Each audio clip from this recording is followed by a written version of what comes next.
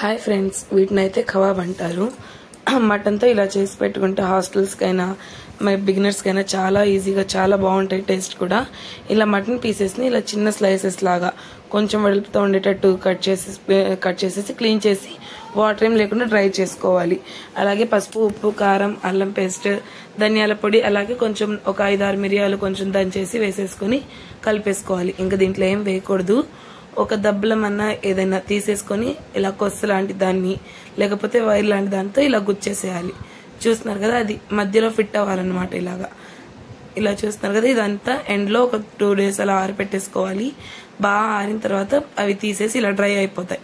దీని ఇలా కొంచెం సుత్తితో కానీ అలాగే పప్పు గుత్తితో కానీ ఇలా కొంచెం నలిపేసుకుని ఆయిల్లో ఫ్రై చేసుకోవడమే. చాలా టేస్టీగా చాలా బాగుంటాయి.